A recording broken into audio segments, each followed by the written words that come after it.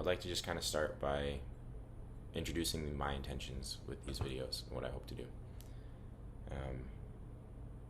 It need not be said, but I will say it anyways. Mindfulness is quite popular right now and has been spanning the last 20 years or so in the West particularly. The practices of which I'm going to share with you in this series are rooted in traditions stemming back to 2,600 years. And so there's a lot of information out there on what mindfulness is, what it's good for, research surrounding it.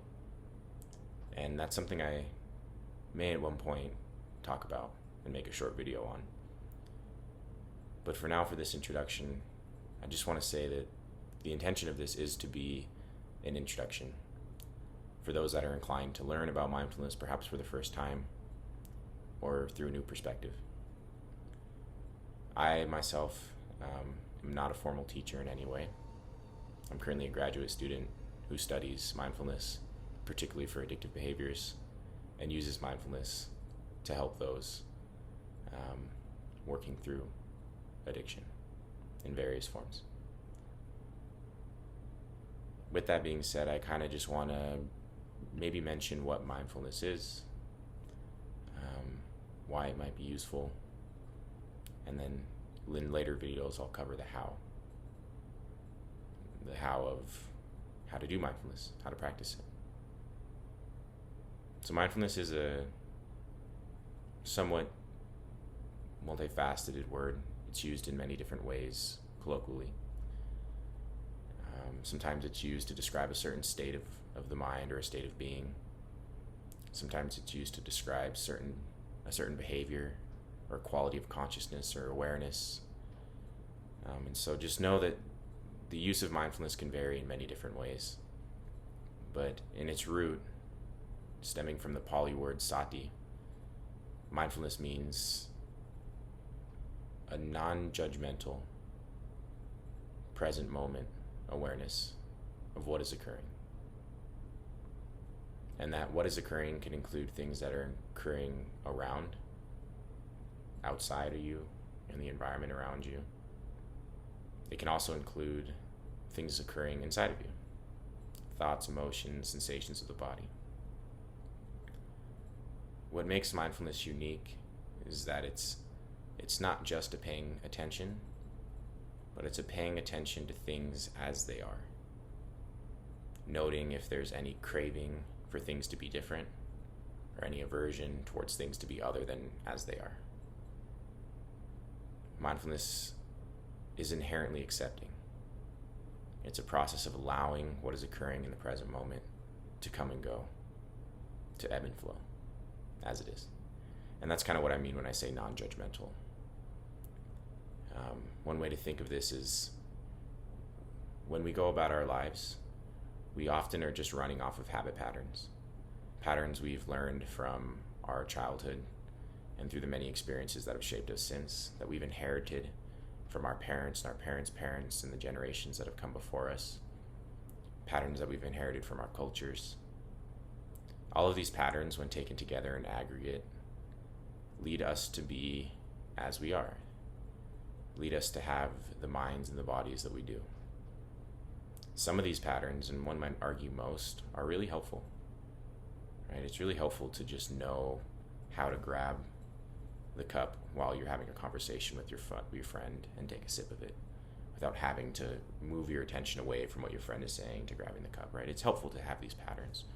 Same with driving. When you're driving a car down the street, it's helpful just to be able to respond to things as they come and go without getting stuck in the subtlety of each thing. At the same time, there are some habit patterns we've inherited that may not be helpful. They may be rooted in some sort of trauma, whether personal or intergenerational. These can be things like anger, hatred, doubt, judgment. All of these things are, in a sense, adaptive. They may have been helpful for us at a certain point in time, and may actually be helpful for us now. But sometimes they're not. And sometimes when these things run outside of our awareness, when we're not aware that we're just acting out a habit pattern rooted in some type of quality like anger, hatred, or delusion or craving. When we're not aware of those things, it can lead us to maybe behave in ways that don't align with our intrinsic values, that don't align with how we wish to be in this world and in this life. And so that's why mindfulness can be very helpful. It's a process for us to become aware of what is occurring inside of us. Not so that we can necessarily change it, but just so we can know, as knowing is really the first step. And so I guess the last thing I'll say regarding this is I don't intend for these videos to be any form of self-help.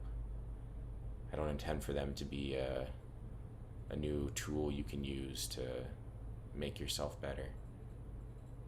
While that's a noble aspiration, and I'm not speaking to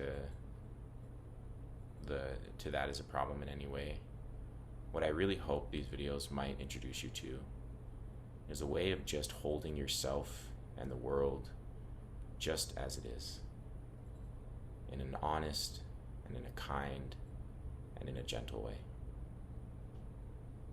Many of us have grown up in a culture, in a family circumstance, in a society, in a point in time in which we're often told we need to be different, that we're not good enough, that we ought to have a certain thing or look a certain way or feel a certain way.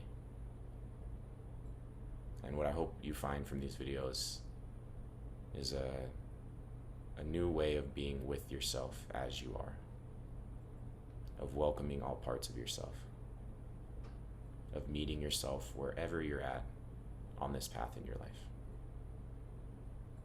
So it's not so much a tool of self-improvement, but rather self-exploration and acceptance. An acceptance of the mind and the body that you've inherited. And from that place, a place of awareness, of mindfulness, choosing to engage in the world with your mind and your body in a manner that feels most true to you. So I hope these videos are somewhat of a help, and I thank you for your attention.